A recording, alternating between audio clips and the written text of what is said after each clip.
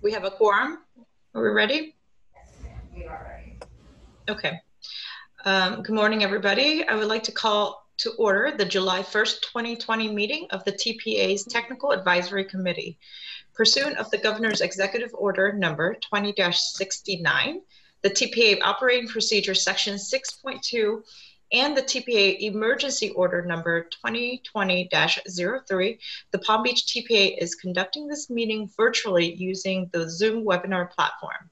The TPA selected this platform because it does not require the public purchase or download of any additional software or equipment to attend this meeting. Aside from the Zoom webinar platform that the participants will be used to attend remotely, the public will also have no discernible difference in their ability to watch the meeting from that, and if someone's physically attending the meeting.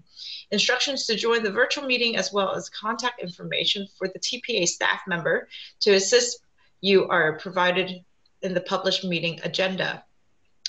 Please note that although some members of the TAC are attending the meeting in person, committee members will be appearing at today's meeting remotely or either via webcam or telephone.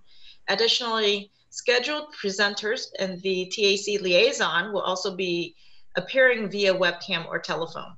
Before we begin, I will summarize the public comment procedures for this meeting. Written documents, comments, and questions can be submitted online at the website provided in the agenda. Verbal comments can also be made live through Zoom webinar platform.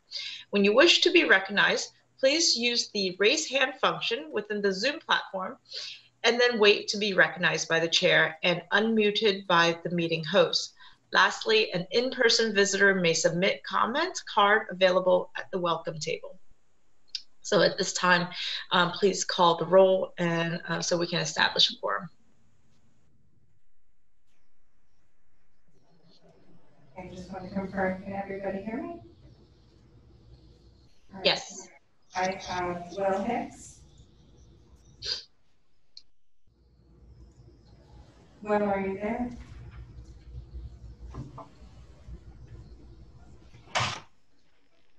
I'll come back to him. Modus Alter. Mo, can you hear me? I see he's connected, but it doesn't seem that he's at his chair. Anna Bulowski. Here. Terrence Bailey. Jim Bell. And if you did mute yourself after you joined the meeting, you would need to unmute yourself. I've tried unmuting all, but it should prompt you when you're unmute as well. Jim, can you hear me? Yes, I'm here. Okay, thank you. Jamie Brown. Lorraine Cargill. And I believe we have Vicki Gatanis here on behalf of Lorraine. Vicki, can you please note? Yes. Thank you. Natalie Crowley. Present. Wen Deng. Here. Brian Davis.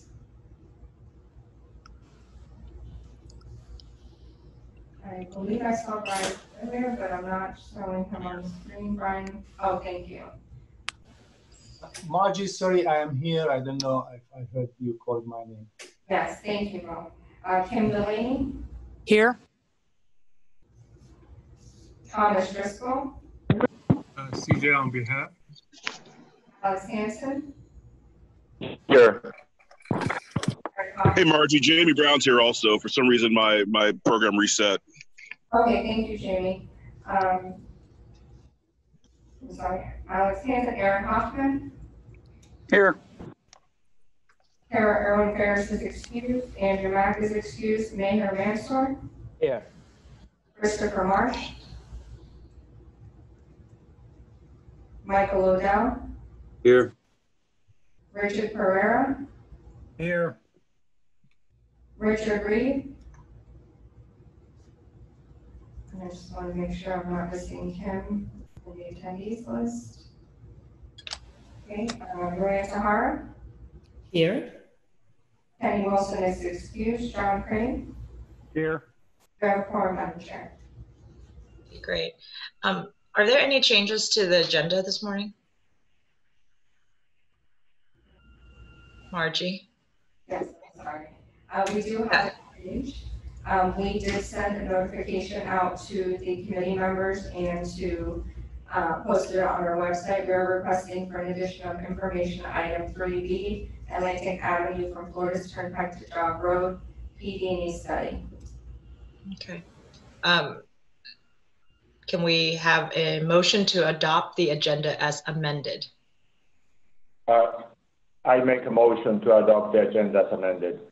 Okay, motion by Alex. Second. Second by Maria. So all those in favor, please say aye.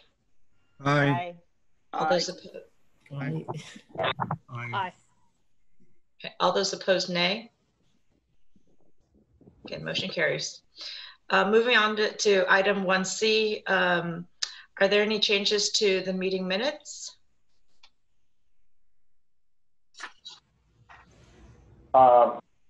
This is Alex. I had discussed with TPA staff a modification that was needed to a section of member comments. I believe that change has been made and will be reflected in the new minutes for the meeting.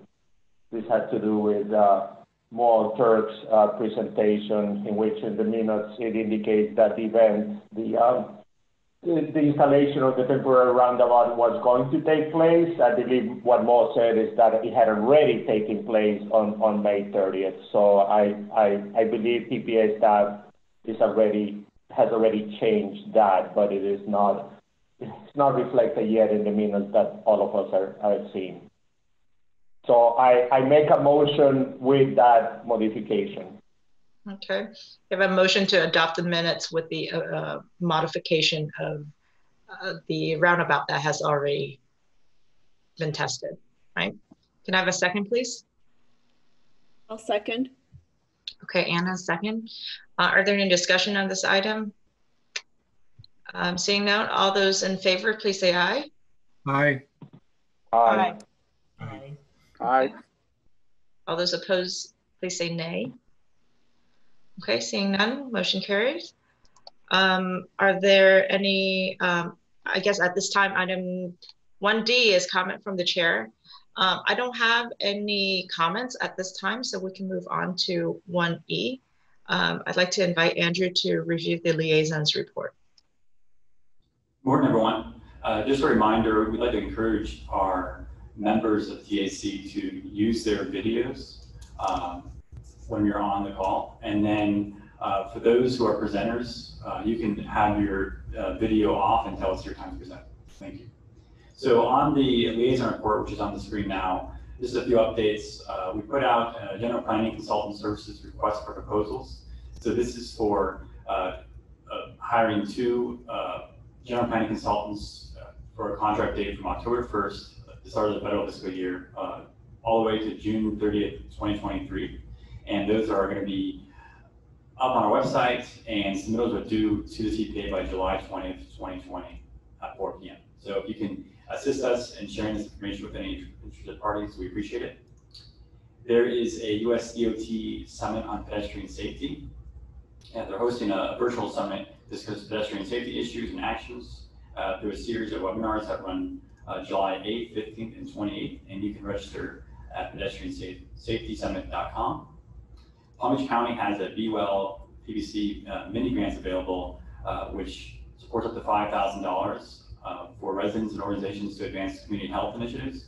So there's a Q&A on July 7th, and then you can find out more information at Be Well PBC or and Do Well Blanket Grants.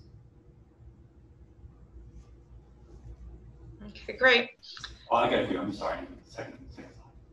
So we are also tracking local transportation projects. We had this in the liaison report last time. We still haven't received any capital improvement programs from our city. So we encourage you to send us your list of local projects that we can incorporate into our database, because we'd love to show those on our mapping applications. And that's useful for everyone to be able to collaborate together on those projects and know what's coming up. So we really appreciate if you all can send us whichever format it's in. If it's in Excel or if it's just a PDF document of your CIP, that we really appreciate it. And you can send those to Jason Price, our TIP coordinator at jprice@palmbeachtpa.org. And then our upcoming board meeting in July, the board is July 16th at 9 a.m. And then we do not have any meetings in August. And so after that, our next meetings will be held in September, and that's the TAPA meeting on September 2nd. And that's all I have. Thank you. Okay, great. Thank you. Andrew, I have, we're in the middle, the city is in the middle of updating our CIP website. And so I can, once that's ready, I can share with you the GIS database. Okay. So are there any public comments on this item? No, Madam Chair. Okay. Does any committee members have questions or comments on the liaison report? Okay, seeing none, we're going to move to item 1E, or 1F, excuse me. Are there any general comments received at this time? No, Madam Chair. Okay. Item 2A, it's an action item, and I'd like to invite Andrew to present on this item. Thank you, Madam Chair. So today our action item, our first action item is going to be the fiscal year 2022 to 2026 list of priority projects. And what this is, our priority list that is sent to FDOT to put into the upcoming work program for fiscal year 2022 and to 2026. And then that gets created into our transportation improvement program. So this is really setting what our projects are going to be for those next 5 fiscal years. I'm just going to rehash our mission statement to collaboratively plan, prioritize, and fund the transportation system. So we're in that prioritization process now. We have the planning of our long-range transportation plan. We have our local initiatives and transportation alternatives grants that get incorporated into this priority list. So this is really the prioritization time. And then when we program the transportation improvement program, we're going into that, the funding of the transportation system. You see this timeline often. This is the updated version for fiscal year 22 to 2026. And really it's a long process until we get to an adoption of a transportation improvement program. And this is that first step in that process. So today we are looking at the draft of the list of priority projects. It's up for approval. And then after that creates that draft tentative work program, and you all see that and the board sees it later on in fall of 2020. And we have a draft for you in December of 2020 that we can approve. And then the TIP is created later on the following year in May of 2021 as a draft. And then you'll see the final version again in June. So this past month, the TPA board adopted the fiscal year 21 to 2026. So we're already working on this next cycle of 2022 to 2026. And then, of course, we'll be operating under the newer TIP starting July 1st next year. So I'm going to go through is just a summary of our list of priority projects for our state road modifications, our local initiatives program, and our transportation alternatives. So they'll be categorized into these 3 types of projects. The first one, state road modifications. Those come out of our LRTP, our long-range transportation plan, from our cost feasible list, and also through our state road modifications, smaller modifications that are identified by staff, stakeholders, and then also we looked at resurfacing projects and bridge and rehab projects going on in the county and seeing how we can supplement those with other types of improvements for safety, complete streets, TSMNO, so other types of improvements that we can tack on to already maintenance jobs out there in the coming years. The funding from state road modifications, these are meant to be spent on state roadways, comes from state gas taxes. Those are primarily all state funding. It's about $20.5 million a year. And you can see the sources on the screen. District dedicated revenue is the main funding source of that. And then we also have DS and DPTO. For local initiatives, this is that annual competitive application process for multimodal projects. And these are capped at $5 million a project. We have cities apply to us and we rank those projects, and you'll see those today. roughly $22.8 million a year, and this primarily comes from federal funds. And so you'll see those shown as Surface Transportation Funds of SU, and then the FDOT's version of that from the federal source, which is considered SA. And then lastly, we have our transportation alternatives, which are a smaller amount of funding available for non-motorized projects. It goes through this similar application process as local initiatives. We have up to $3.1 million a year to prioritize towards that, and they come from federal funds. And that's also from surface transportation funds from the federal government.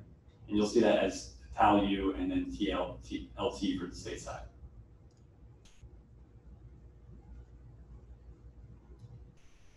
So I'm just going to go briefly through some of the summary of the changes and highlights for those three programs.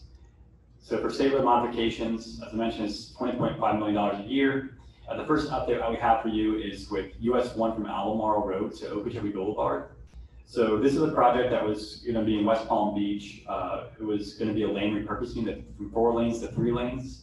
FDOT did not approve of the reduction in the amount of lanes to 3 lanes, and they we're going to recommend some changes on it to maintain the 4 lanes and incorporate other types of improvements. At this time, West Palm Beach is still wanting to go to a 3-lane. So until they figure those things out about how to move forward on this section of roadway, we're recommending deleting from priority project list. And then once everything is figured out, it can be put back into the process later on into the priority list in a future year. The next updates we have are for US 1 enhanced transit and multimodal facilities. So in the packet, you'll see this as multiple line items under enhanced transit and multimodal facilities. So a lot of these originated from our US 1 multimodal corridor study. These have all been in the priority list before, but we're requesting that FDOT continue to program these phases of these projects. So we have construction of funding for transit shelters. We are requesting for construction funding for lane repurposing project in Boca Raton, for design and construction of funding for lane repurposing in West Palm Beach and North Palm Beach, and then for them to conduct a feasibility study for lane repurposing in Lakewood Beach. And then once the feasibility study is done, then we can move forward into planning the other phases.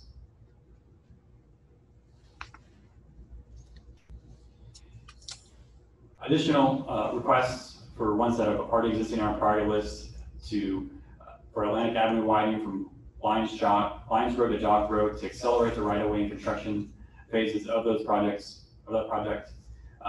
For Okeechobee Boulevard from State Road 7 to US 1, which is another multimodal corridor to program the transit shelter funding.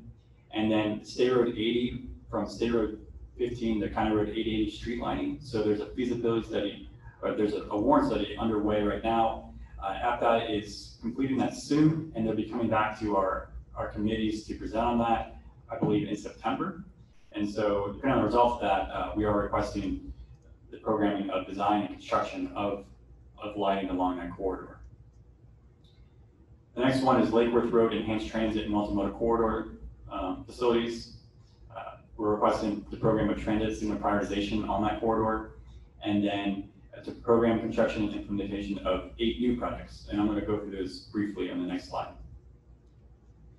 So the 8 new projects that you all have not seen before, this would be at the bottom part of the list of priority projects for state road modifications. And these they come about from our cost control plan. They also come about from requests from locals for projects on state roadways. And again, we also look at resurfacing jobs and bridge modifications and rehabs and see how we can incorporate other types of improvements. The first one is in Boca Raton, it's Federal Highway at Spanish River Boulevard, and this is to change a through lane into a through and right turn lane, so they can add in a bike lane to create space there, and also a mass arm conversion at that signal.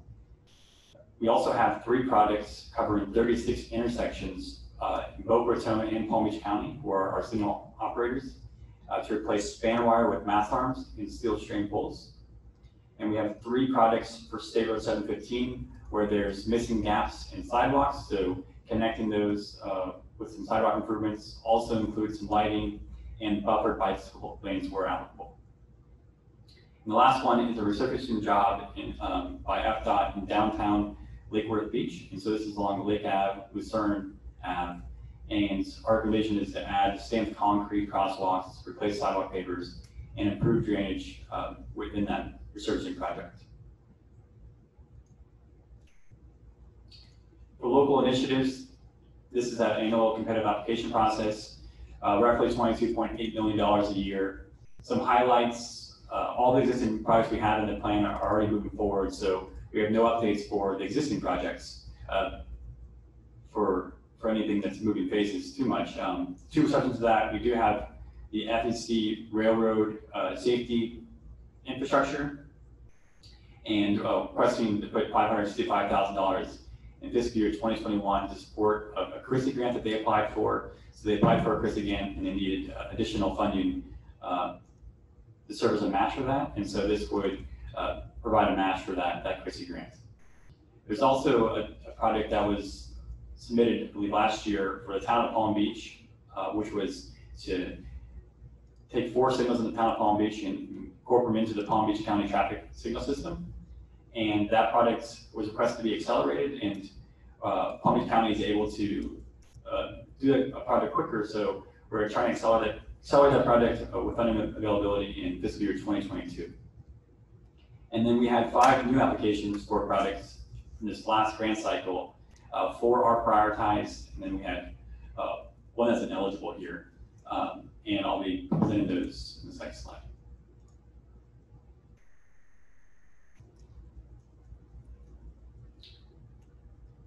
So for the 2020 applications, you can see them in the order that we have for the score based on our scoring mechanism, on our goals, objectives, and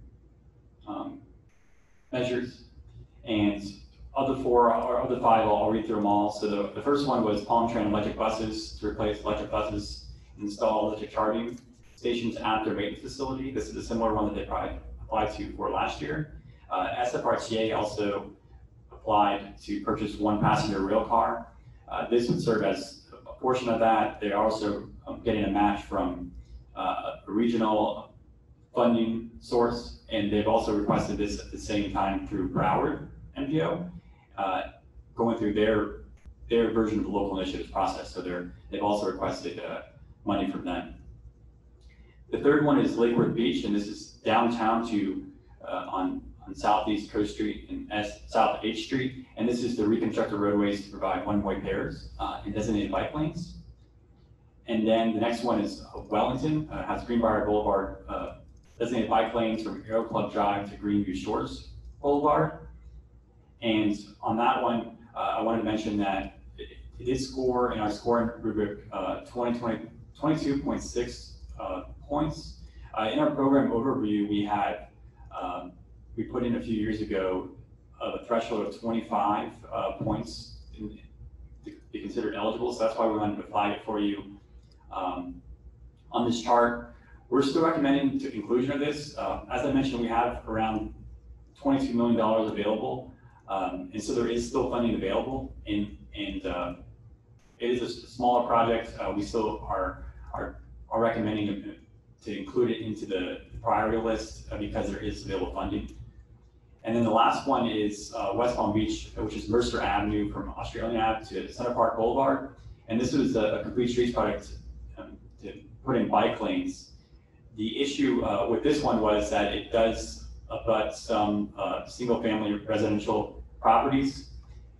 And so because of that, we're requiring additional public outreach to those homeowners to get approval of those. So once they get that, they can apply next year and try to move forward with that project.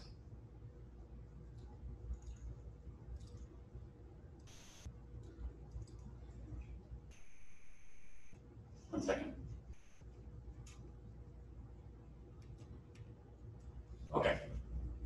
Transportation alternatives. So this is the other competitive grant application process we have. $3 million a year for non-motorized projects. All existing projects are moving forward. And then we have 6 new applications. 4 are prioritized, and then we have 2 with insufficient funding available. And I'll go through those quickly. So this is the 2020 projects that we received, all 6 of them. And these are scored by us, and then we go to the the bicycle trails and pedestrian advisory committee for them to rank them. And so their ranking, you can see in order there, and that's the ranking we put into the list of priority projects. So it's based off the BCPAC ranking. But it did line up pretty well with the TPA scoring already. That first one is for Lakewood Beach, and this is to provide ADA improvements in sidewalks, curb ramps in various locations throughout the city. Next one is Kyoto Gardens Drive from Military to A1A in Palm Beach Gardens, and this is to install bicycle lanes and a pathway on the north side of the roadway. And we have the Westgate CRA, which has pedestrian safety improvements on Cherry Road from Military Trail to Quail Drive. And then the next one that is eligible funding based on the amount of funding available is Palm Tran for ADA bus stop enhancements. So this is to provide ADA enhancements at a lot of their transit stops. And that is various locations countywide. So that is really all the way up to about that $3 million mark. So there's not really much more money anticipated to be available through the Transportation Alternatives Program. So these next two are ones that they were eligible, but we don't have any funding available through the TA program. So this is the C2 Canal, Shared Use Pathway in the Village of Wellington, and then also ADA improvements in various locations and neighborhoods in the Village of Royal Palm Beach. So in the previous years of doing this, when something like this happens and there's available money in the local initiatives, there has been recommendations in the past to see if we can try to fund these ones that are insufficient funding in this program with other funding sources and other programs such as local initiatives. And we could, as staff, look into that if you all choose to want to go that direction. Obviously, the timing of those might be different, right? Because transportation alternatives, the funding is available usually about 3 years out, whereas in local initiatives, the funding is available around 5 years out. So this would delay the projects, but they would be funded. So just something to consider moving forward. And that's the end of my presentation.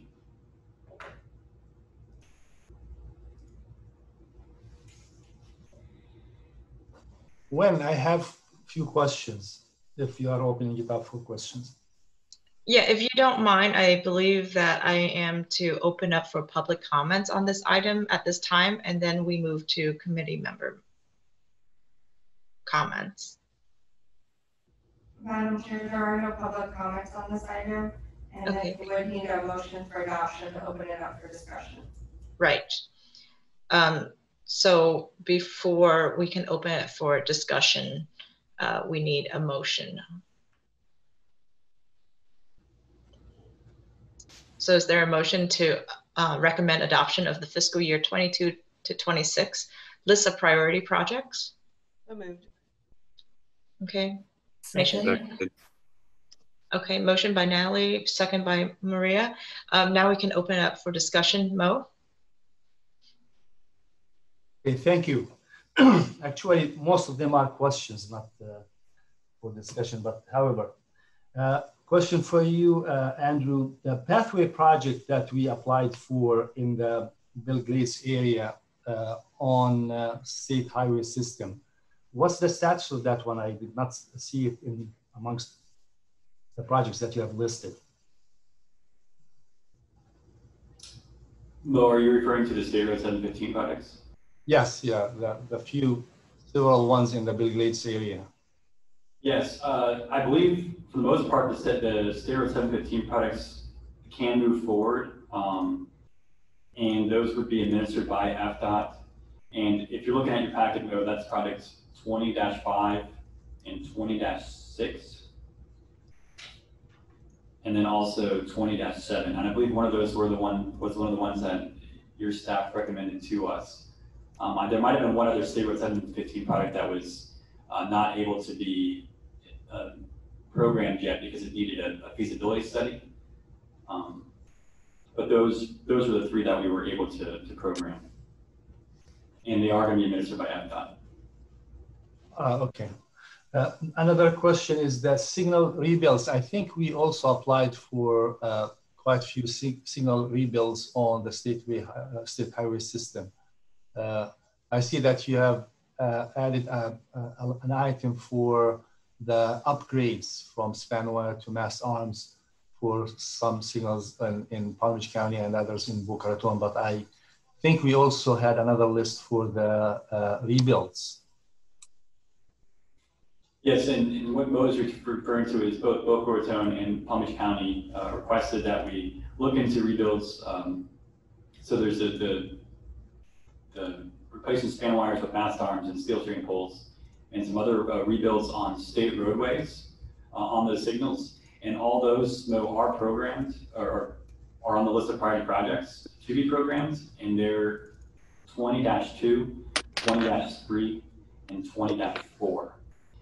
How they appear in the work program later on, they might get bundled differently than what you see on this list, but this is what we're going forward with. After that, might try to bundle the ones that are just on state roadways and then the ones that are off the system, but the ones that you are referring to are on this list. Okay, the 36 signals that you mentioned in that item, they are included in those? Correct. Okay, thank you. One more question. So what happens now? I see that we are recommending the deletion of the US 1 project south of Okeechobee, the lane reduction. So what would happen to those funds that are freed up? What's the plan for that? How are we recommending to use that money? Sure, those really get spread out and try to put into different priorities that we have.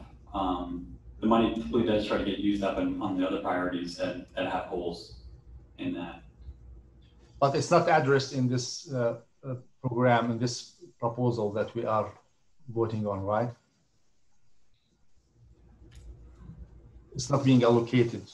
No, it's not. It's I don't believe it's going to be allocated to other locations. One second, we may ask Nick. I think is this for the Christie ones going for FEC? No, so we don't know where it's going yet. We don't even know if we'll have it. I'm sorry? We don't even know if the money will be available. We're still operating under pre-COVID forecast. But if it's available, we'll use it on our TPA priority list and other state highways. So you want to go to steam, but we have our director in the room with us here. Yes, right now we may not even have the money available, pre-COVID, but we're gonna post-COVID. Am I able to? But we're looking to I can do this. reprogram that on our other priorities in that same list. Yes, so it would be going towards our other state road modifications. Okay, and one last question. Sorry, I have so many of them. One last question. So if we were to propose some improvements, projects for on the state highway system, capacity improvements that are based on the what we got from the model run from the LRTP 2045 exercise. So what would be we could add those at one point, and how does this happen? To add them to the priority list so that they could eventually get funded, hopefully. Sure. Yes, those are also projects that are eligible on the state highway system. So you could submit those to us, and we can look at prioritizing those on this list. So we can, look at those from our goals, objectives, and measures standpoint, and then if they meet those, then we can put it onto our priority list in future years. Yep. And we also, sorry, we have I need to add in a couple of things. I'm sorry. Good morning, everyone. First, I want to go back to the earlier question about what happens to the Dixie Highway funding. The answer that Andrew was trying to say is our revenue forecast right now that was used to develop the 5-year TIP is based on pre-COVID-19 impacts on driving behaviors. We don't even know for certain that we will have the money in the 5-year TIP that has been forecasted.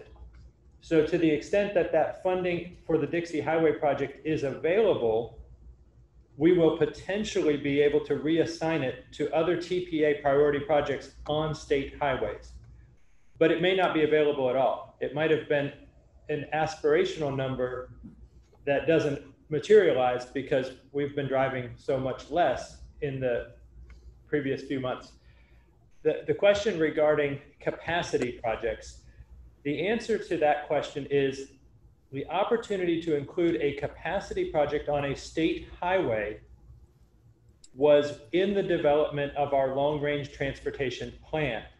A major widening of a state highway that is not identified as a line item in our long-range transportation plan cannot be added to our annual priority list without first going through the process of amending our long-range transportation plan to create that line item. It is not possible through a minor modification program like the state road modifications, where we're saying, let's build a sidewalk here, or let's make a bike lane there, or let's add street lighting here. It is not possible on an annual basis to sneak in a widening of a major section of a state highway. That needs to go back and become a line item in our long-range transportation plan. So a follow-up question, Nick. So if I know that the state always comes to us and we ask for amendments of the LRTP to add funding and or maybe add projects. So that will be the same process that will be followed, and maybe when they are coming for some other project, that's a good idea, good time to lump in, you know, additional projects that have not been already on the LRTP. If you want to know how the long-range plan, what is the process for amending the long-range transportation plan, the best example I can give you is the presentation that was made at the February committee meetings and then presented to the February TPA governing board meeting, where we amended the adopted long-range transportation plan to add the 2 State Road 7 projects into that document. As the city of West Palm Beach has demonstrated with their lawsuit against the TPA, there is a process and minimum criteria that must be satisfied in order to amend a project into the long-range transportation plan. While we believe that we have fully satisfied the requirements of that process, one of our members disagrees with that assumption, and we are evaluating right now through the conflict resolution process and subsequently potentially through the legal court system the minimum assumptions or minimum requirements associated with an amendment to the long-range transportation plan. So we will have more information to share with you as to exactly what information must be compiled to process a long-range transportation plan amendment when that court case or conflict resolution process is resolved. Thank you.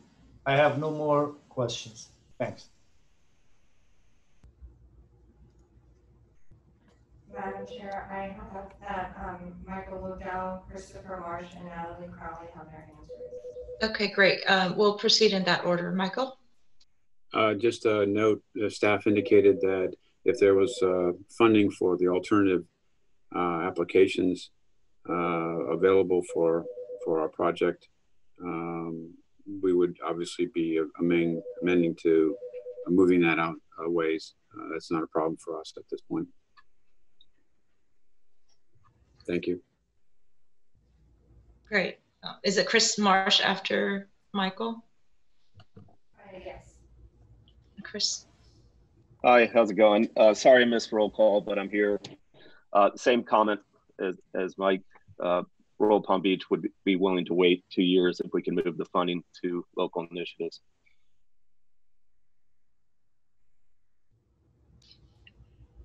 And lastly? Natalie Crowley. Yeah, please. Oh, thank you. Yeah, actually, one of my questions, so thanks guys for answering that, was just to hear from Wellington and Royal Palm to see what their will would be. You know, I personally would be willing to support trying to find alternative funding for the alternative improvement for under the local initiatives program. So that I was just more curious to see what their take was and what their will was, understanding that it's a longer wait period for the funding. You know, I didn't know if they wanted to apply again next year and then they have that 3-year wait period since that project has already been vetted. But if they are willing to seek alternative funding under other programs, I personally am willing to support that. I think it's great that they have projects that are eligible. And then my other question was for Mo. He was talking about road improvements in the 2045.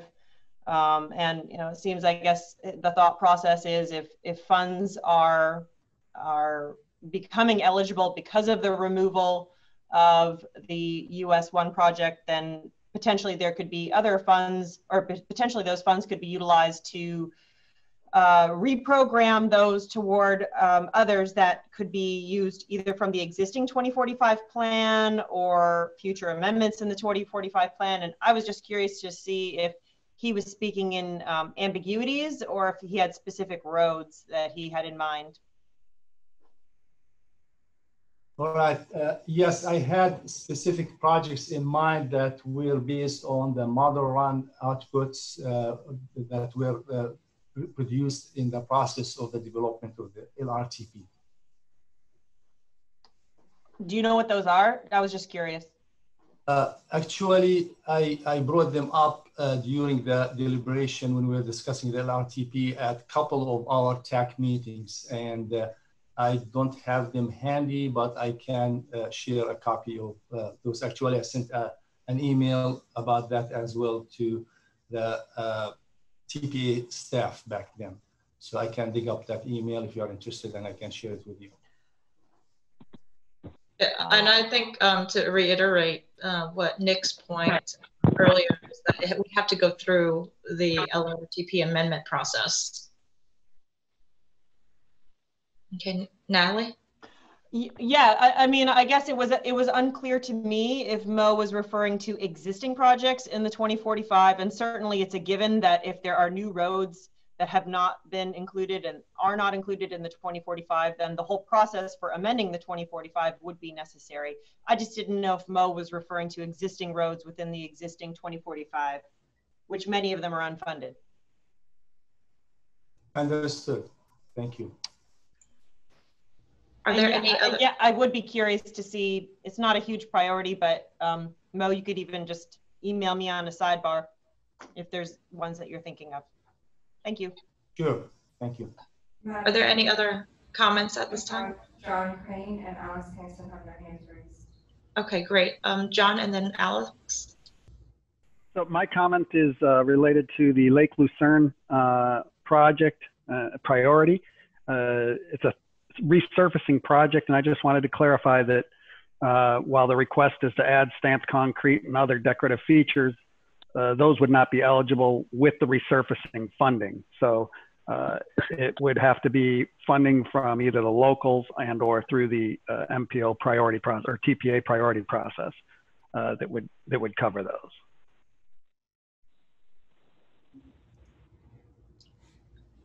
Okay, Alex? I have a question and then a comment. Sorry. So the question is on the Table 1 State Road modification, the third item there, the Tri-Rail West Palm Beach to Jupiter extension, the extension of the commuter rail service into the northern part of Palm Beach County. This is a project that has been kind of on standby for a few years now, and there has been this impasse and kind of a finger pointing as to what needs to happen next and who will do it. I see here that we have allocated funds for the PD&E on fiscal year 22. Fiscal year 22 starts actually July of 2021, so a year from now. I just wanted to see if somebody could confirm that the expectation is that the PD&E is going to, for this project, is going to actually happen next fiscal year, which again starts a year from now, because we have been kind of on standby on this for a while, and I think it's a needed project. So that is the question. And then I have a comment, again, the top two projects listed on the state road modification are both the extension of State Road 7 north of 60th, and then the widening of State Road 7 from Okeechobee to 60th. City West Palm Beach has repeatedly opposed this project, and so I cannot support this TIP amendment because of the inclusion of these projects on this list. But I do not know if FDOT or anybody or TPA staff can answer the question on the other one, on the Tri-Rail extension PD&E. This is Andrew. I can give you an answer there, Alex. So for the Tri-Rail extension from West Palm Beach to Jupiter, so the reason it continues to be deferred, as many of you know, is due to a lack of an FEC easement, and also because there's not a local funding source for operations and maintenance that's been identified. And so FDOT's position on this is to continue to defer the product development environmental phase until those are established. And we fully expect the staff that that's going to continue to be deferred, but we're going to continue to push to have that prioritized and push on FDOT to move forward with the PD&E study so that that PD&E study could quantify the construction and operation costs and evaluate the real capacity to support the FEC easement. So we sort of need that PD&E study done so we can get more concrete numbers so we can try to move forward with other ways of funding O&M. So that's going to be our position on it. And I agree with the TPA's position. My concern is that we're in this catch-22 in which, again, FDOT says, well, the funding needs to happen, and then we are saying, well, we need to do the PD&E to determine how much funding and some of the details associated with how to proceed ahead with the project. So this impasse, I'm afraid, is going to continue, and we have been on this for a number of years now. And so I'm concerned that, again, we're going to continue with this finger pointing and inaction on this much needed project. Okay, thank you. Are there any other member comments at this time? Yes. For some reason, I could not find the raise hand button here, so I just speak up. Okay, CJ. Yeah, yes. There are a couple of land reduction, land repurpose projects proposed on the US 1, in particular, from 6 lanes reduced to 4 lanes. And I just wonder, is that are those projects being proposed primarily based on the LRTP, the model run, looking at the numbers, or is there a proper study has been done to identify whether or not after the land reduction, the street operations, the signal operation will not cause any potential issues? The project has been done in my neighborhood. I'm referring to the US 1 north of LTA1A in the Taquasta area to the county line. After the conversions, we found 2 potential problems. One is the queuing is longer and potentially resist the storage space from left turn and blocking the through traffic. And then the second issue is for the safety. We find that the widened bike lane and also the buffer space was continuously occupied by the people trying to make a right turn. And the driver can suddenly just jump into that the space and intended to make a right turn, disregard if the pedestrian or bikers, the biker list was riding behind. So that created the potential safety issue. I don't know if a study has been done to address, to identify this a potential issue. CJ, let me ask, is that a buffered bike lane or is it protected bike lane? It's buffered. It's buffered, okay. Yes, and there's no protection, physical protection. No, there's no physical protection, so I can see that the right turn, it's being utilized for something like that. We've taken a position in the city of West Palm to only provide protected bike facilities on arterial roads or even collector roads, such as, within our downtown area. And I think it yields better safety, benefits if you have a physical barrier to protect. And of course, it eliminates the need for a vehicle to be in that lane to make a right-hand turn. Yes, so if that's the case, that I will urge the project will include the protected bike lane instead of just buffer right into the project.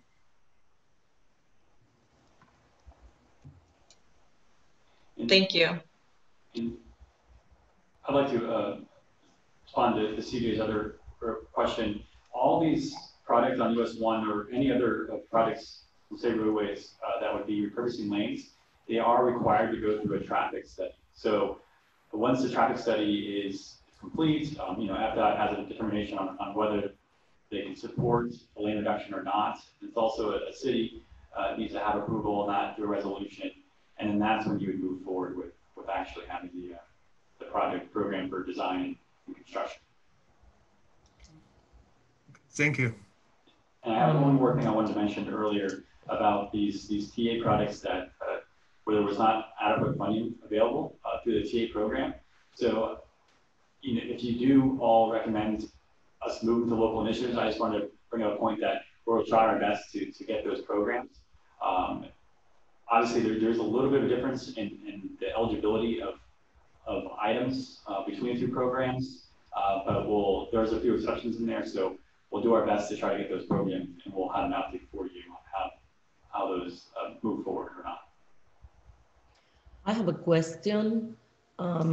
Okay, going back to CJ, we are doing a lane elimination study in Boca Federal Highway, and yes, we're doing a traffic study. Actually, we're almost done. In within 2-3 months, I think, we're gonna get it to DOT maybe within a month or so. Then I understand it goes to Tallahassee, but we're working on that project, and yes, we definitely have a traffic study. And my question, Andrew, I see the 2 projects from Boca. One is the traffic signals, and the other one, the Federal Highway, the Spanish River Boulevard. And you show in there that you show the lead agency as FDOT. Does it mean that FDOT will be administering these projects? Because at this time we've been asking since February. I mean, we've been asking and we have not had a final answer. Thank you, Maria. Yes, I apologize. We just found out about that last week with FDOT, and they have confirmed that for those projects that we're showing as FDOT, they are willing to administer those projects. So thank you so much. Those local ones are going to be administered by FDOT. Thank you. Okay. Does anybody have any other comments at this time? Okay, seeing none. I do have some comments. And a reference to one is what Maria spoke about, the FDOT administered projects. We also have, as we initiated several of these projects, requested that the city could have the opportunity to administer a project. Just because we know our community differently, we know that there is a different level of communications that's needed for our projects. Instead of the standard, 30, 60, 90 type of presentation that we often see presented by FDOT.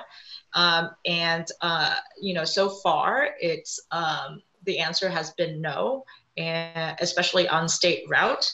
The other thing that a few years ago, when we were awarded with a Complete Streets project, and there's 2 pedestrian bridge that DOT has offered to administer the project for us, which I'm very happy that, from a workload standpoint and the complexity of the project, that really helps us from our staff time.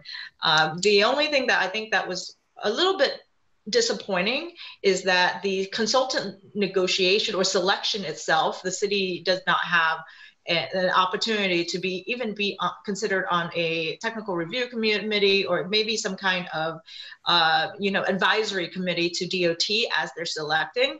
Ultimately, these proposals are written for DOT and not so much as what we see as a proposal for the city. So I guess my disappointment is that there is a danger in the consultants, the type of projects that we're going to receive as a final product. Obviously, we are, we try to be very bike friendly, and we look for, companies with experience working in urban environment, not so much as, like rural state routes. So I think that was one of the, I guess, disappointment that I have going through the process, but I am very happy that DOT is, the project manager is very cordial. He's been helping us, and we communicate on a different level. It's just like these type of projects, we have to allocate additional funding to do additional public outreach on our end. Again, these type of projects, I think there is a danger, especially with these lane repurposing projects along US 1, more specifically, as we saw what happened with West Palm Beach, the South Dixie project. My concern is that once we want to realize the vision of having a bike-friendly corridor, a multimodal corridor along all of US 1, but ultimately DOT has the opportunity to go in at the very end before going to construction and delete and remove this project. And so obviously we can't support a project that is considered to be a RRR project in our mind, even if there are additional safety improvements.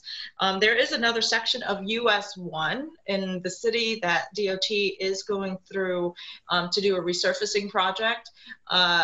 We have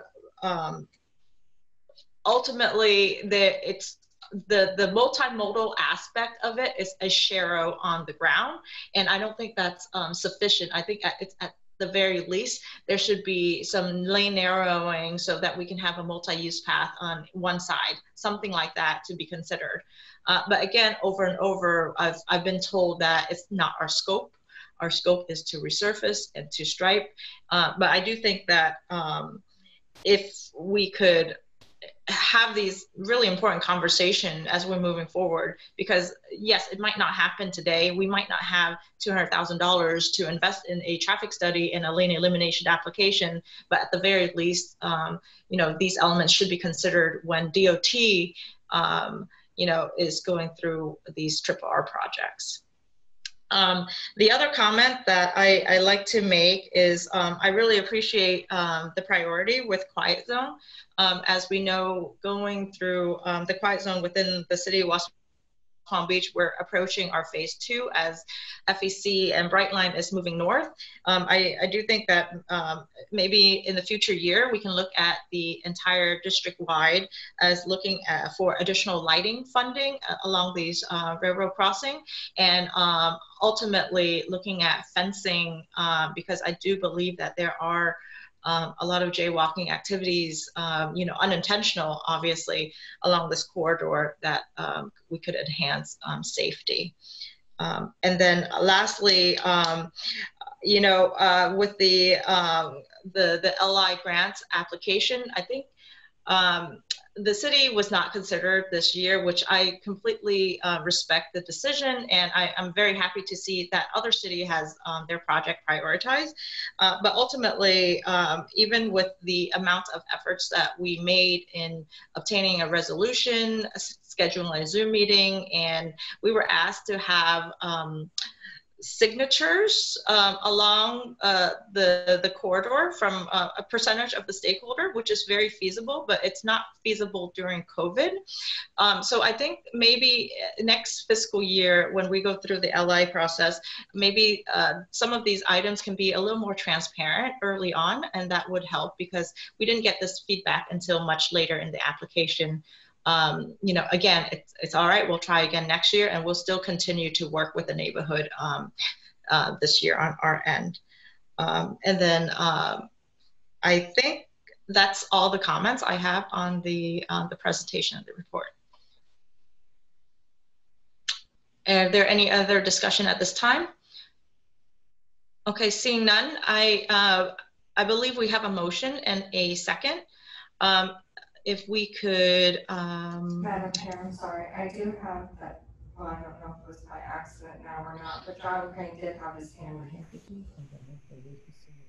I'm sorry, again, I didn't hear you well. John Crane has his hand raised. Okay, I'm sorry. Go ahead, John.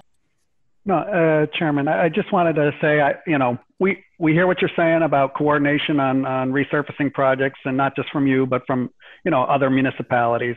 I think, as an agency, we do try to generally reach out to the locals as we develop our scope of services, and, for these projects, we're trying to do that earlier as we identify projects coming up.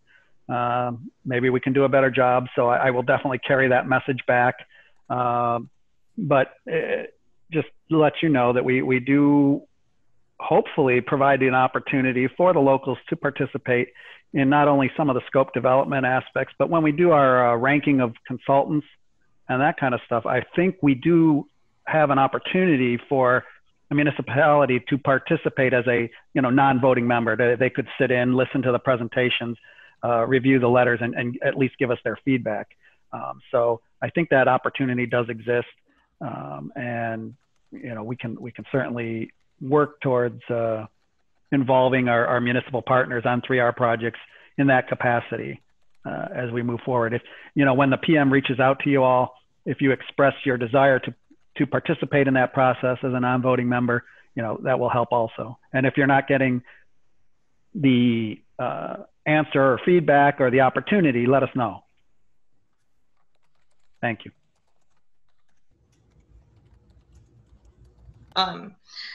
Yeah, no, I think that's, thank you for that. And I really appreciate hearing that from FDOT. We definitely are very interested to participate every step of the way. The other thing that I want to make a comment is from the lane elimination project itself is, going through this process for several years now, I want to be very transparent with other cities that's pursuing lane eliminations. It's very costly because we know that it's not just the traffic study or the lane elimination application. For one, it's two, it's like during design services, during the design phase, even though DOT is doing the design, any landscaping, and again, landscaping or streetscape is a responsibility of the city. We have allocated an additional I would say $150,000 on just landscape design as we're going through the South Dixie project.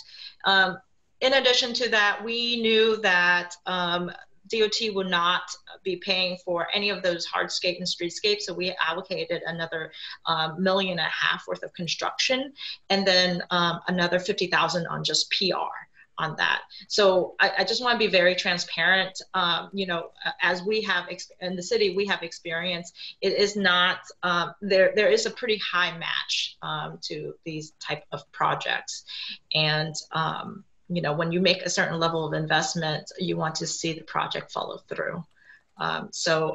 Again, this concludes my comments at this time. And if there are any other member comments, please raise your hand. Hands function. Okay, seeing none.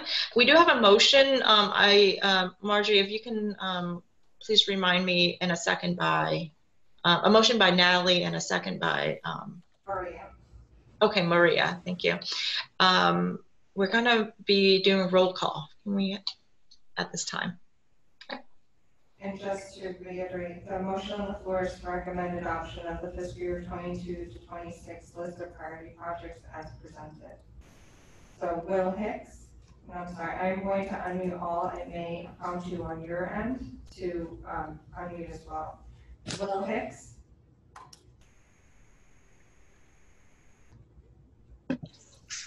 And if you're calling it on your phone, Will, you may need to unmute on your end. Come back to him. Modism Alter. Yes. Anna Bulowski. Yes. Harris Bailey. I believe he's still absent. Jim Bell. Thank you, Mr. Jamie. Like I said, I'm on my I said Terrence Bailey. I'm sorry, I haven't gotten to you yet, Jamie. Jim Bell. Thank you. Jamie. Yes. Thank you. Vicky Gutanis. Yes. Natalie Crowley. Yes, I believe I made the motion, but yes. Wen Feng. No. Brian Davis. Yes. Kim Delaney. Yes. CJ Lynn. Yes. Alice Hansen. No. Aaron Hoffman. Yes. Meher Mansour. Yes. Christopher Marsh. Yes. Michael Odell. Yes. Richard Pereira. Yes. Kim Glass Castro. Kim, I have you muted. You'll need to unmute. Yes. Thank you. Maria Tahara. Yes. And again, Will Hicks. So I don't have that verbally. I'm going to mark that as an absent vote. So there are, it passes with 2 opposed. Okay, thank you. So moving on, item 2B. Right now, I'd like to invite Valerie to present this item. Good morning, everyone. My name is Valerie Nielsen. I'm the Deputy Director of Multimodal Development at the TPA. And we follow the state fiscal year, which runs July 1st through June 30th. So we just finished fiscal year 20, and today is the start of fiscal year 21. So I'm going to be providing a few highlights of fiscal year 20 and presenting our draft fiscal year 21 strategic plan. The strategic plan is a one-year document that the TPA has been adopting since 2016. It's not a required document, but more of an above and beyond effort to our 2-year unified planning work program to focus our attention on specific tasks we want to achieve over the next year, focused on our 6 goals. So, see if, okay. So 2020 was a big year for us. Here's a picture of our boardroom and our board doing the ribbon cutting of our new office. Some of the highlights for this year were that we became an independent agency. We were previously hosted by the county, so now we're an independent agency, which is really exciting, and we moved to a new office. This is a picture of our office in downtown West Palm Beach. We also adopted our 5-year update to our long-range transportation plan, so our 2045 update. We created an online comment map to be able to receive more comments in an interactive way from our residents and partners. And we also hosted a series of events, including a transit peer exchange and a Vision Zero workshop, which we're really excited because after that workshop, we have 1 new Vision Zero city. Congratulations to the city of Boynton Beach. I'm just gonna do a couple highlights, more highlights of 2020. We are putting together an annual report that we hope to present at our board meeting later this month. It's gonna look something like this, but just kind of gives a highlight over our 6 goals. Here on the left, you can see our screenshot of our interactive map and also our February board meeting, where we had over 2,000 public comments. So I think our biggest board attended board meeting to date.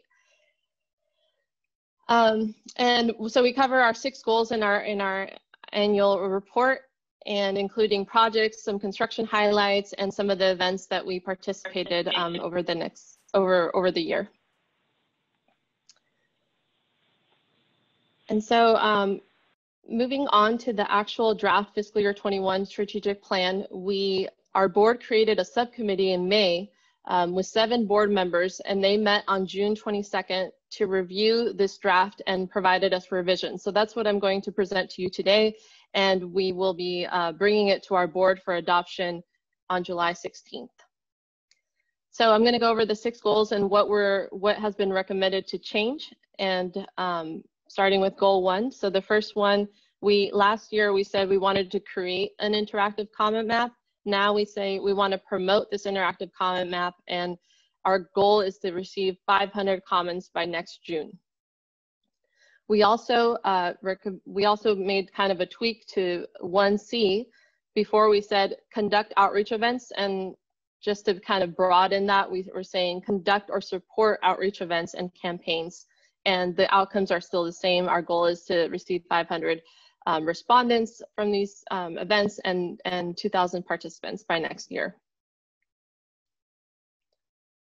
For goal 2, for plan the system, we, for the first action to commence multimodal studies on our transit plan corridors, we had an ambitious goal of 3 studies by June, but we bumped that down to 2 because we realized it does take a lot of effort, and especially right now during kind of these uncertain times, we think 2 might be a better goal to strive for.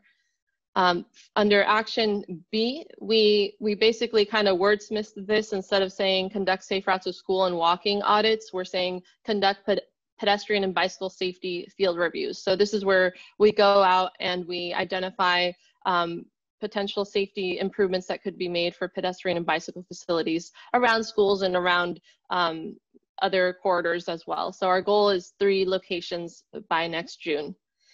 And then for this one, and just to point out, we usually try to have 3 to 5 goals, or 3 to 5 actions per goal. So for this one, we're adding a new action, 2E, and we're saying we want to create a complete streets opportunities plan. And what this would be is, in the past, we've looked at upcoming resurfacing projects or projects that look like they could have complete streets opportunities to add to them. And we want to create more of a complete plan specifically focused on our LRTP Tier 1 network of, so looking at where can we implement pedestrian and bicycle improvements and divide that by state roadways, county roadways, and local roadways to be able to share with our partners and put that into an actual document to share. So that's a new action that we've added, and our goal is to complete that by next June. For goal 3, prioritize funding, we changed the wording a little bit on action D. Before we said create a TPA priority list for safety projects. Now we're saying identify safety projects within our TPA priority list, because we realize that actually some of the projects we have are safety projects. So we want to point those out and identify those in our priority list. And the other actions stay the same from our past year. For goal 4, implement projects, this was a direction from the board, the subcommittee, to revise this language. Before, we had review FDOT county and city projects designs to ensure they advance our priorities. They asked us to change that wording to say engage stakeholders in the reviews of FDOT county and city projects to promote the TPA's vision and priorities and consider local preferences. So this is more of when we see projects coming up and reaching out to those stakeholders and involving them more in that process, versus before we were just kind of looking at what could be improved. So making more of an effort to do that. And our goal is 20 projects. For goal 5, we have several changes. So number 1, we had research existing mobility plans and fees throughout the state of Florida. We did that, but our subcommittee said, let's strike that and change that as a new goal for now. So we did do some research on that, but instead of having that being an ongoing thing, we're striking that, and we're recommending a new goal, a new action, to collect bicycle and pedestrian activity counts, and our outcome is 12 locations by June. And we're actually working with county engineering on this because they have cameras at intersections with a technology that can be activated. It's called Iteris Vantage Live. And so we're working with them to try out 12 locations, and the TPA is paying for that extra service. So we're actually in the process of that now. Not all intersections have the capability in the county, so we're looking at those that do, and then prioritizing locations that are high crash corridors or locations to really get a better sense of those ped and bike counts. And those would be 24/7, 365 days a year counts. So we'll be providing more information on that soon. For action B, we had previously said, let's facilitate local walk, bike, and age-friendly designations for our communities, but we weren't able to achieve any this year, and it's not really in our control to say we want 3 new municipalities to have these designations in a year. So we want to continue to encourage that and provide assistance, but to have a more realistic goal for ourselves, we added a new goal saying, assist local governments with transportation studies and plans, and have 3 local studies and plans by June. And this is where we're a funding partner to our local municipalities, for example, for complete streets, mobility plans, those types of studies. So we want to be a funding partner and assist our local governments with those types of studies and plans.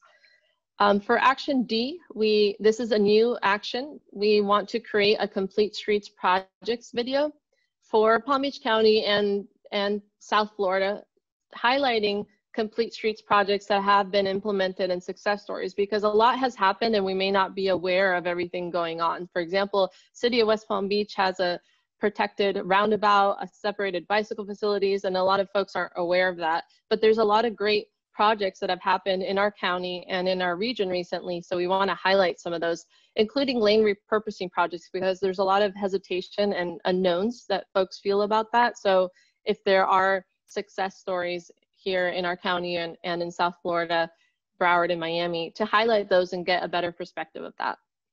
We want to create that video by June. And then E, action E, is also a new item. This was a request by our board as well, to facilitate discussion of our LRTP projects and their inclusion in local comprehensive plans. So this would be looking at taking a deeper look into local comprehensive plans and trying to align that with our LRTP. And then providing a summary report of our findings by June. And then the last goal, goal 6, administer the agency. For C, we moved to a new office and meeting space because we achieved that. And we added a new goal to a new action to pursue a distinguished workplace designation. So this could be a bicycle-friendly business or a best places to work type designation. We're going to explore a few different designations and hopefully achieve one by next June. So that concludes our recommendations and our board's subcommittee revisions that they provided for our fiscal year 21 strategic plan.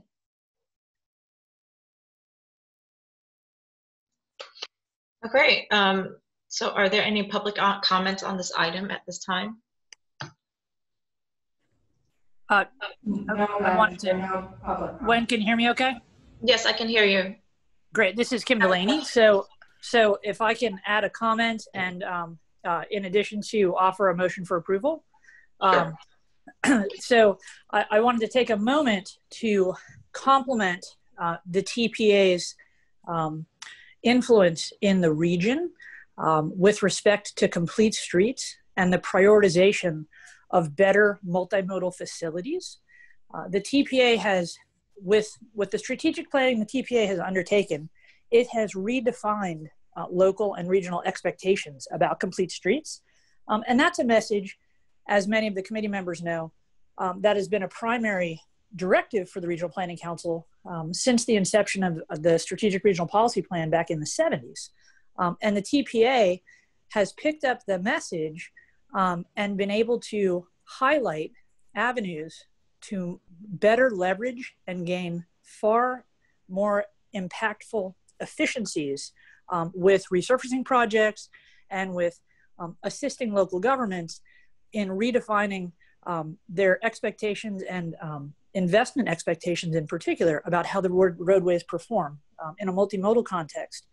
The other thing to mention along those lines, pardon me, is that, pardon me for just a moment, is that the TPA's leadership with respect to advancing RRR projects and identifying those complete streets opportunities ahead of time has been one of the examples that we've used as we've worked with other TPAs, TPOs, and MPOs across the country. We've been highlighting that at the national scale, and it has been an efficiency improvement that has gained a lot of traction at a national scale.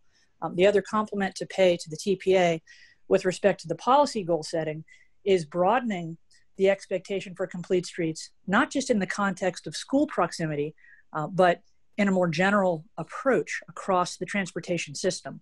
And one of the things that we all see as we look at the headlines is that prior to COVID-19, it's as though 80% of the population of the US forgot they knew how to walk and bike. So, and the number one recreational activity in the United States, expanding over time, has been walking for recreation. And now we actually see walking and biking across the age demographic in every scale of community. And those trends are trends that if we have better facilities, now that people have remembered again, they can walk and bike. We're hoping that's going to contribute substantially to continued economic recovery as we get through this time, because it enables social distancing to be accomplished if we have facilities that can accommodate it. One of the challenges that we've always had is the sidewalk network is only 5 feet wide. And so as a default, and so you can't distance at a 5 foot, in a 5 foot dimension, clearly. But 8 foot multimodal paths let you bike together, walk together, and maintain the distancing that we know we're going to need going forward. And so, again, compliments across the board, particularly with respect to the advocacy for complete streets, and adding to the knowledge base of elected officials with the success stories that we have. So with that, happy to provide a motion for approval. Thank you so much. Is there a second? Second. Okay, motion by Kim, second by Natalie. Are there any discussions at this time? Yes. Sorry, again, I don't have that raise hand button. Yes, CJ. I have a very specific concern on one of the recommendations as to publish the video on the roundabout portion of in the complete street project.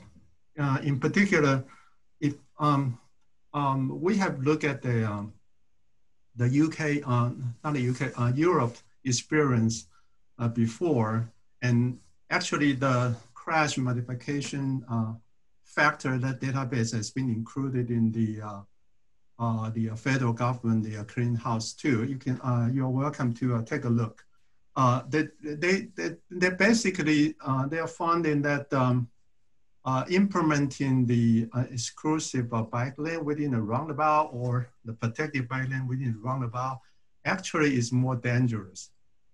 The crash modification factor is actually showing much greater than the safety margin there. So I encourage you to look at those safety factor before we start promote that concept. Yeah, of course, I don't.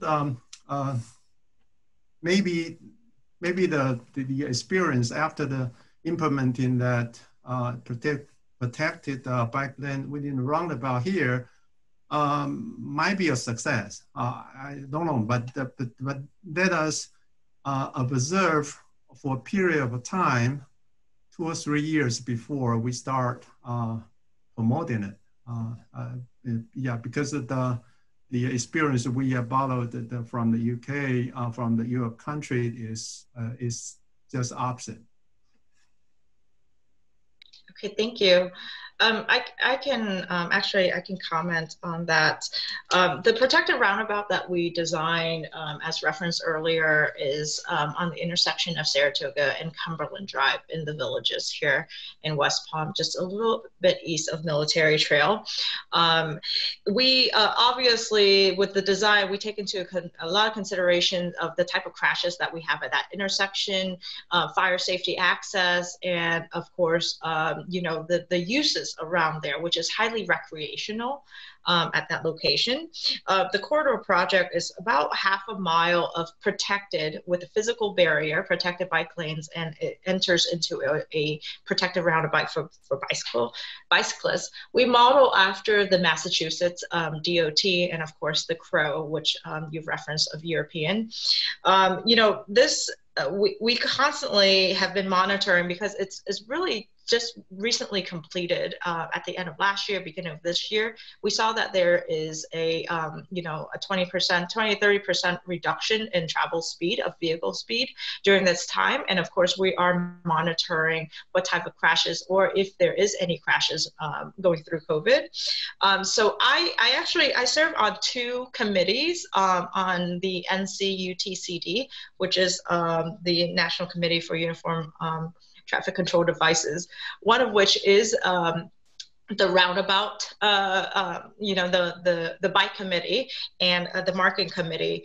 And there are recommendations going to next meeting here on protected roundabouts, as we're seeing more and more interest of or this type of design, but ultimately I agree with you, CJ. This is from an experimental perspective, it's new. We are monitoring it. Every quarter we looked at speed and crashes that we have along the corridor. I love to ultimately at the beginning of next year to present on some data and some findings that we have here. But what we found is that the combination of, the protected roundabout works well if you have a protected bike lanes entering into this.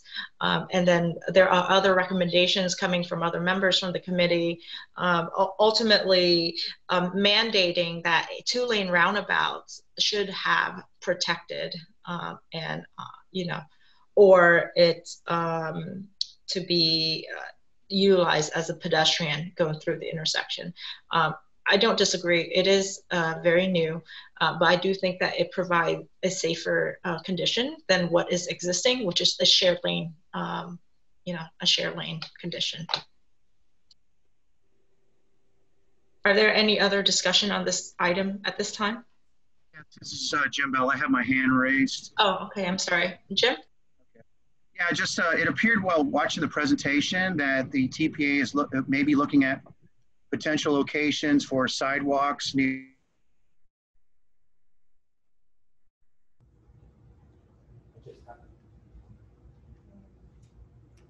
schools. I saw that they're looking for 3 projects. From High Ridge to Congress Avenue, there is a long stretch on the north side of Minor Road that does not contain a sidewalk. And that location is somewhat important because it's within a half mile of 2 schools. Imagine Chancellor Charter School and Lake Worth Christian. And also High Ridge Road itself does not have sidewalks on both sides of the streets north of Minor Road to Hypoluxo. But I think Minor Road is the much more important connector there because there is a sidewalk on the south side. There was a signalization and pedestrian improvement at Minor and Congress.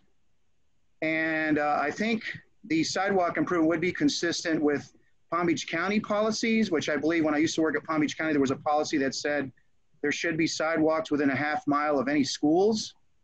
And this is definitely within a half mile of 2 schools. So that would just be a suggestion if you're looking for places for possible locations. Thank you. We appreciate your suggestion. I know that's a county road, so we'll reach out to the county and see if we can make some improvements along that. I heard that. We'll look into it. Thank you. Okay, great. Are there any other discussion on this item at this time? So hearing none, I do have a motion by Kim and a second by Natalie. At this time, can we go to roll call? Yes, and I will be unmuting all. It'll probably prompt you on your end to unmute as well. If you're calling on a phone, please make sure to unmute that as well. Will Hicks? Yes. Melissa Alter? Yes. Anna Bielowski? Yes. Harris Bailey? Jim Bell, Yes. Jamie Brown, Yes. Vicky Gatanis,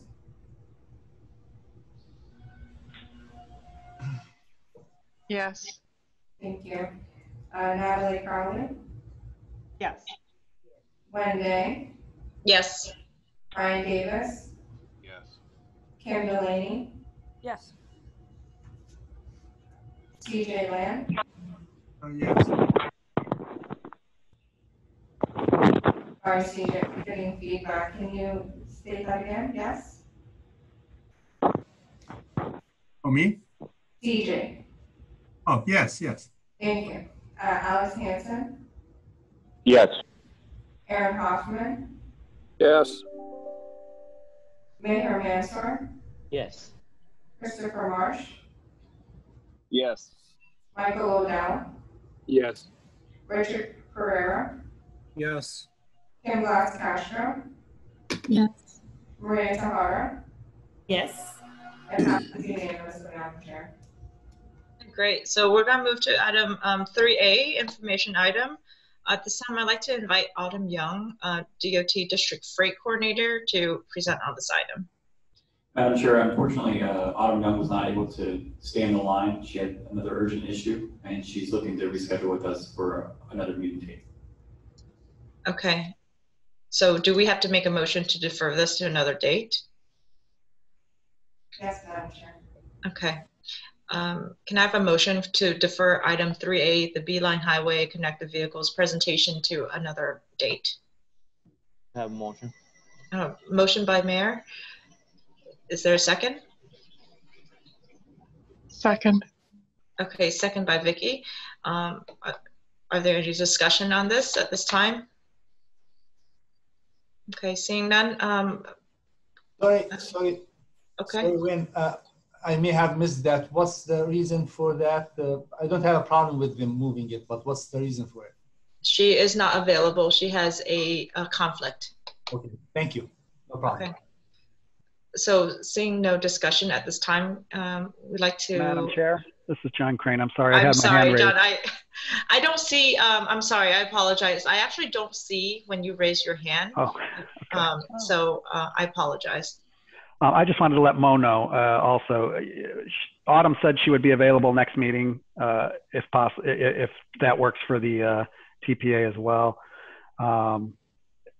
She has she was online, but she had to drop off, Mo, because something came up up north around the Roosevelt Bridge area. So. No, thank you, John. No problem. Okay, great. So seeing no discussion, we'd like to move to roll call, Margie. For this one, it can just be a verbal yes or no. Okay. All right. Unmute all. Okay. So all those. Prompt on your end to unmute, and if you're on your cell phone, please unmute as well. Great. So all those in favor, please say aye. Aye. Aye. Okay. All those opposed? Nay? Okay. Motion carries. All right. So moving on to item 3B, the Atlantic Avenue Turnpike presentation. At this time, I'd like to invite Alexander Estrada. I apologize if I didn't pronounce that right. FDOT Project Manager, to present this item. Thank you. My name is Alexander Estrada from FDOT District 4. So we're here to kind of present our PD&E study that we recently started on Atlantic Avenue, which goes from Turnpike to Jogger.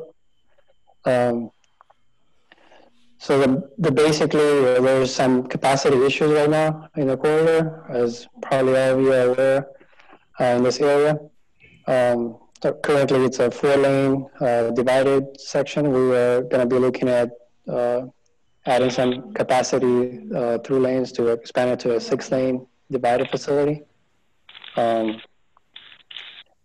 with me, I have our consultant that is working on this PD&E, Rui. So he'll kind of go over the presentation. This is more like an informational item on the kind of like a kickoff to the study. So that's what we're gonna present to you today. Okay. Rudy, you can go ahead and go to the next slide.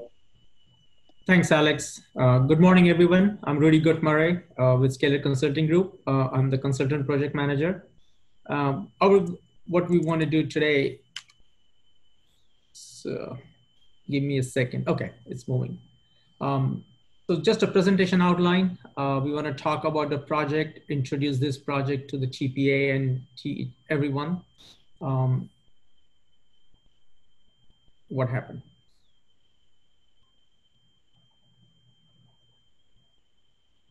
I'll just wait. I think someone is doing something in the background.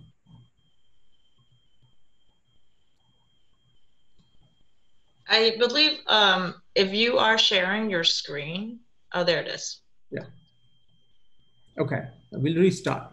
So we want to talk about purpose and need, look at the characteristics and the evaluation process that we're going to go through for the project, and discuss the project schedule. Next slide, please. So why are we here? As Alex indicated, we have started the project. We want to give an update to CAC, TAC, TPA board, provide the study information, and the most important part is to receive input from you all on this project. There are several components to the PD&E study.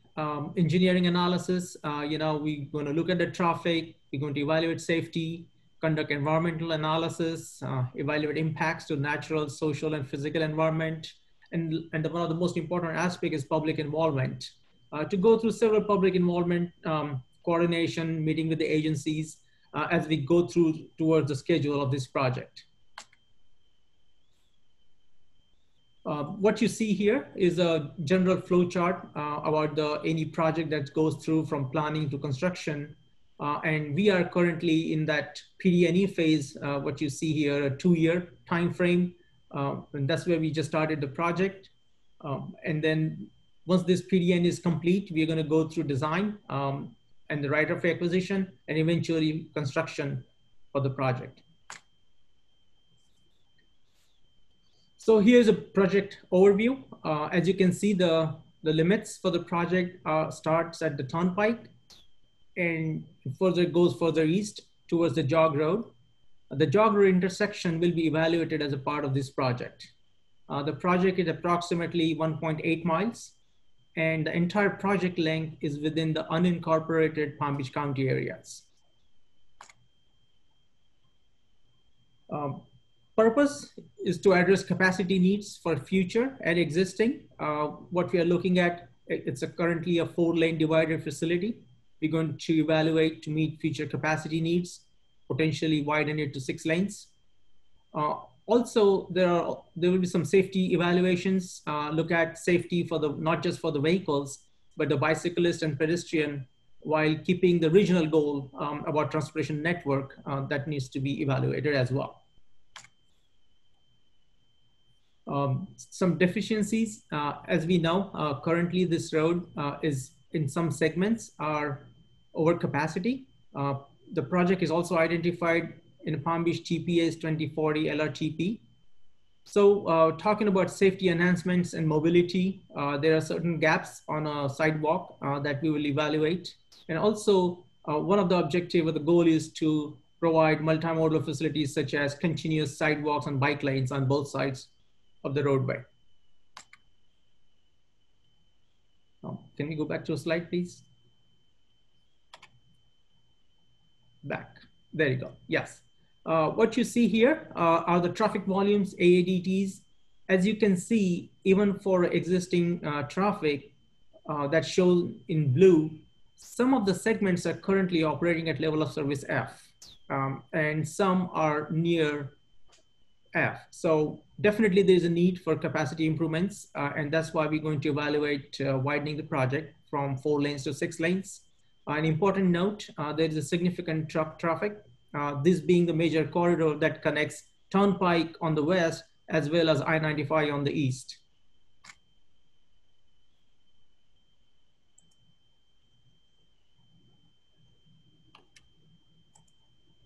Next slide, please. Okay.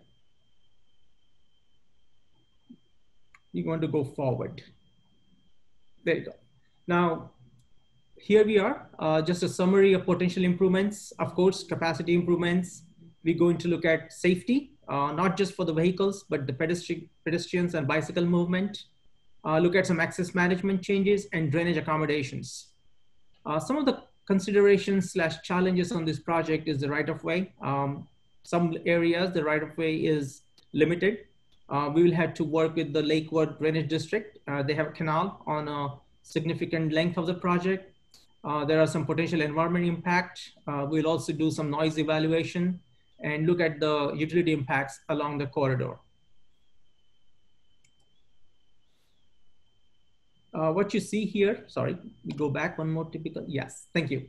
What you see here is a 6-lane proposed typical section, which includes 11-foot lanes, a 22-foot median. We are proposing 7-foot wide buffer bike lanes and 6-foot sidewalks on both sides. So as you can see, the proposed improvements would need 126 foot of a footprint for the typical sections. Of course, at several intersections, we also evaluate the left turns, need for lengthening the left turns or right turns, as well as adding once we go through a traffic analysis process. From the alignments evaluation point of view, we are identified that southern alignment, basically wherever we need to look at the right-of-way impacts, maybe look towards the south because we have a more right-of-way available in that side. And then again, you have some businesses on the north side. And last but not the least, the best fit alignment is what we will be evaluating. What that means is trying to avoid, if we cannot avoid, then minimize the impact and then move forward with the best fit alignment for the project.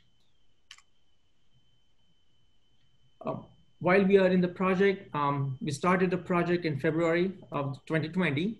Public involvement is a continuous process from the day we start the project until the PDNE is completed and then goes to design and construction. Our goal over the next 18 months or 2 years, we'll be meeting with several agencies. We'll be coordinating with you all. Coming here to do this presentation is just a part of our coordination. Get your input. The project website, as you can see, there is a link. The link is now active. When we send this presentation, the website was still under construction, but now it's active. If you want to go on the website and make some comments, you can go ahead and do that. Next slide, please. What you see here is a schedule, like a summary timeline. As I indicated, we started in February. Our goal is to conduct a public workshop, which is an alternatives workshop that will be around spring of 2021, and then conduct a public hearing in winter of 2021. While we are going from now until the end of the project, we'll be continuously coordinating with you all, do certain presentations at key milestone events. From the funding point of view, the design for this project is currently funded in fiscal year 2022. The right-of-way is funded in 2024. For construction, it's currently unfunded, but it's a candidate project for fiscal year 2027. Here is the contact. Alex has introduced me. He's our project manager. You can contact him, or you can also contact Guillermo at the FDOT Communications Manager. With that, I'll open up for any comments or questions you may have. Thank you. All right, thank you. If you don't mind, stop sharing the screen. And so at this time, I'm going to open up for any questions and comments from members. I have questions. I'm sorry, Mo, before you begin, I just want to know for the record that I don't have any public comments on this. Oh, thank you so much. I apologize. Mo? Thank you. The question is the limits of the project. It seems like it's a sub area of the entire projects that we were expecting, which is should be from Lions Road all the way to Jogger Road. So why is the reason that you limit this PDNE to the subset of that segment, which is from the Turnpike to Lions Road to Jogger Road? Yeah, good point, Mo. So the reason this was split up is that west of the Turnpike, there is no right-of-way needed in order to widen the Atlantic Avenue. So we were able to widen to the inside. So in that section, from Lyons to Turnpike, there is a reevaluation that's ongoing, which does not require a full PD&E study. However, as we go east, the right-of-way is more constrained, and we require right-of-way, and that's the most of the reason we need a full PD&E. And the actual design is from Lyons to Jogger Road, but the PD&E portion is from Turnpike to Jogger Road. So that it's just like we split up projects, but the ultimate design is going to be one full design from Lyons all the way to Jogger Road. Madam Chair, if I may, this is John Crane. Yes, John. Just a small clarification. It's not necessarily because it needs right-of-way that we broke it up, but we did have a former PD&E study west of the Turnpike that evaluated the purchase of the right-of-way for that part, and that right-of-way was purchased already. And so Alex was right. We only need to do a reevaluation for that piece because it was already covered under a PD&E study, and the piece to the east was not. So that needs a full PD&E study. Wayne, a follow-up question? Yes. No. Yeah, thank you guys. One more question. Does the PD&E include an evaluation of need for maybe some additional auxiliary lanes at the major intersections along this corridor, in addition to widening from 4 to 6 lanes? Yes, Mo. We're going to, as I indicated, as we go through a traffic evaluation and do some traffic analysis, the need for adding right turn lane, extending right turn lanes, adding left turn lanes, and all the intersections, we are also conducting at some major intersection ICE evaluation to evaluate what is the best option that gives you not only a better capacity, but the safe operational characteristics improvements along the corridor. Thank you. I have no more questions. Sure. Are there other questions or comments at this time? I do have that Michael Lodell has his hand raised, and I also have a member of the public that wishes to speak. Oh, okay. So let's take the member from the comment from the public first.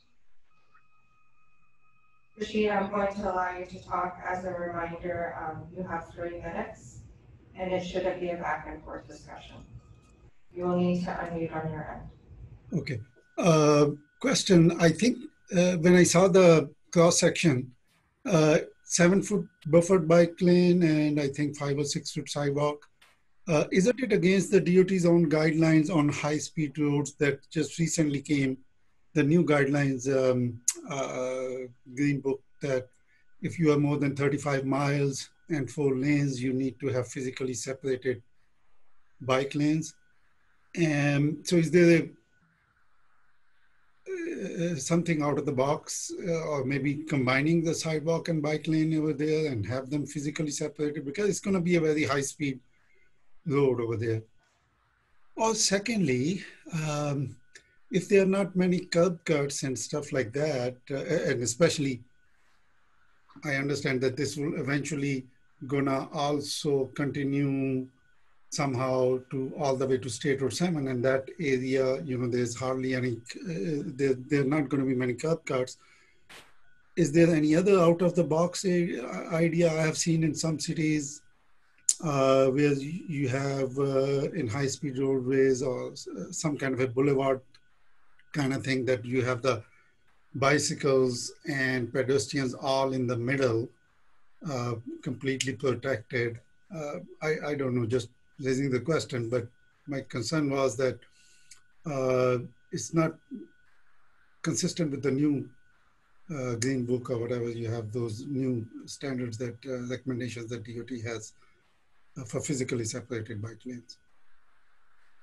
All right, thank you for your comments. Are there any other comments from the board? I do have Michael Lodell with his hand raised. Okay, thank you, Michael. Basically, I'm concerned a little bit about we talked a little bit about the pedestrians. If we're going to have the 6 foot wide pathways, can we not look at maybe making them 8 feet at a minimum? I think that's one of the criteria we've been looking at, is trying to widen pathways out.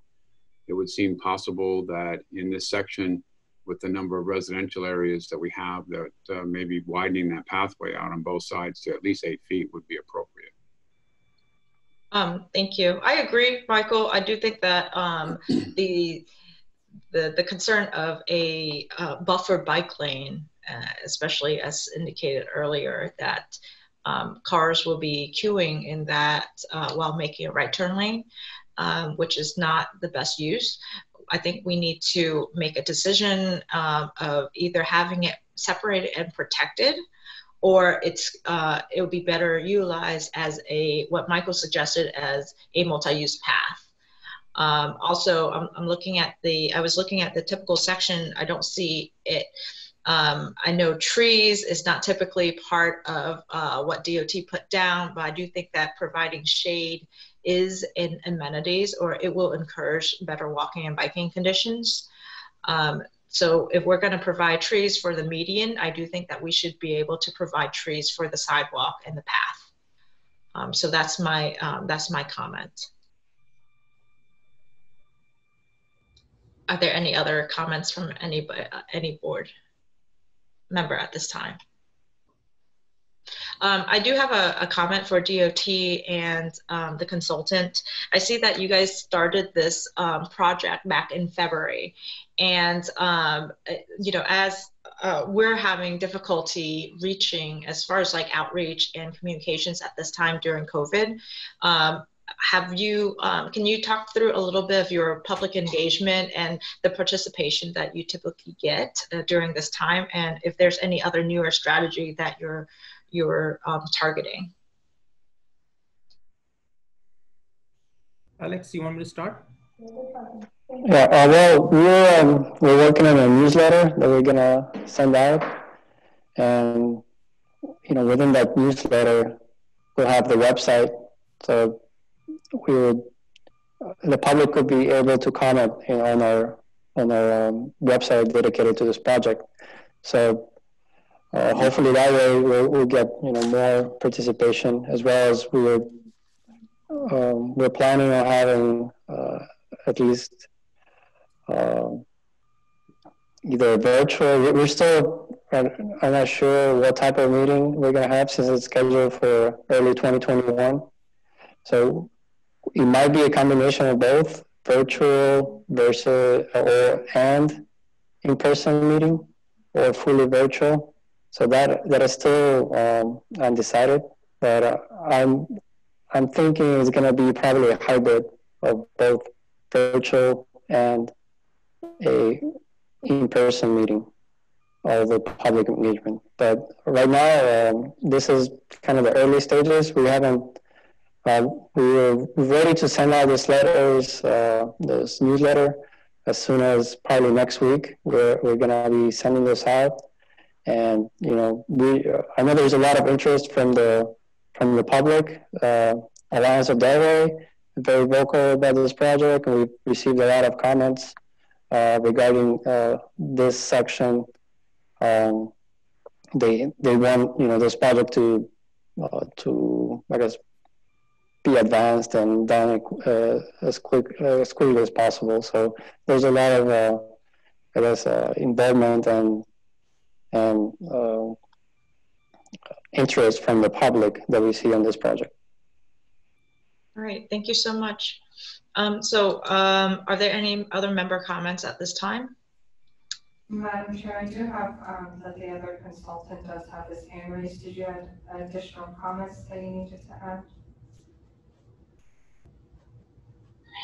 That's me. I just wanted to add, as Alex indicated, for the getting more input on the project, we are also coordinated with several HOAs and sending them the copy of the newsletter so they can put it on their websites, in addition to the Alliance of Delray associations.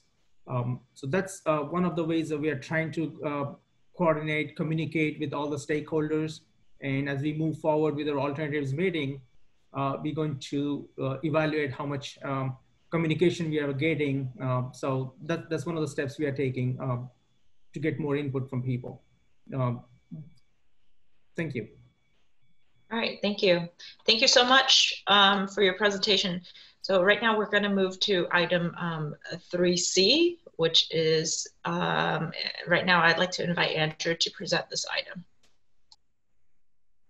Hey everyone, this will be a quick presentation. Just wanted to let you know about this report that we're receiving from FDOT monthly now. It's the Mpo Scheduling Course. So all the counties in our district are receiving this report. And what this report includes are the projects that are programmed in the adopted FDOT work program. And it provides upcoming activities for each project. And then, as I mentioned, we're going to get this monthly, and we'll provide it as a backup in the packet as an informational item later on, administrative most likely. So I just want to go through sort of what you'll see in this PDF, some key phases to point out. And on the screen here, you'll see this one product as an example and all the different milestones associated with that product from the moment it gets into the program all the way to construction. So there is the product manager on there. You can see under PM, and you can really look up the product manager's information. If you just Google FDOT 411, all the state contacts are in that database. So if you look up their name on that website, you will be able to get some information if you want to contact them. We also have the multimodal scoping form checklist, which happens at the beginning of this process, and this promotes early input from stakeholders to put into that checklist that is going to be used by the product managers and the design team. So then we start the design process with the date of execution, and then there's the opportunity, the first opportunity for design review under initial engineering. And then the last time to really provide input into the scope of the project and in the change design is nearing this time of the process, and then also during the public information workshop. So you'll see the milestones for all the products with their anticipated public information workshop, and this is our last chance to really make changes to the scope. And once it's past that, it's really going into constructability, which is really looking more into materials, and then they're going to bidability, and then it's going to be let, and then the last one in the table is really the notice to proceed. So that's when they can go out there and start constructing the project. So as I mentioned, this is going to be provided monthly, and some of these dates will change over time based on how the project is progressing. But we wanted to try to keep you guys updated. This is something that District 4 is trying to provide to all different stakeholders and to the public to provide some more transparency in the process and to keep people updated. And that's all I have. Oh, great, thank you. I guess right now we are moving to administrative items, item 4. Sorry, I do have that Natalie has her hand raised. Oh, I'm very sorry. Natalie? Sure. Yeah, I just wanted to really thank everybody and the TPA staff for adding this agenda item on. I found the list really helpful, and I'm sure others will too. There's a whole lot of projects that are constantly in motion, and they're always changing based on the latest adoption of the TIP and other priorities. So I just wanted to say that this list was really helpful for me. I did take the time to go through everything, and I appreciate all the work that that you all have done, and I think it's a good idea for this list to be regularly provided to the members. So thank you. And Madam Chair, for the record, there are no public comments on this item. There are no public comments. Okay. All right, so if there's no other comments, we're going to administrative items. Are there any member comments at this time? Anybody have anything they'd like to share? No? Seeing none? I have something I'd like to share. You know, right now we're, there's a co-motion is going on right now. It was supposed to be in Miami. There's some really good discussion that I was able to participate in a couple of sessions yesterday, more talking about more with travel demand. And I know that's something that, it's constantly on our minds right here. And with recent data out of LA that was really interesting. It's ultimately, we know that vehicular demands are coming back, but they're not really peak hour demand. And especially during COVID, if you compare March and April, what they've seen is that there's a lot of disparity in the equity in the type of communities. Communities with high income, they're seeing very low VMTs, and lower income communities has higher VMT. With that. In addition to that, there are other some discussions with what London is doing with the reopening effort, and they're trying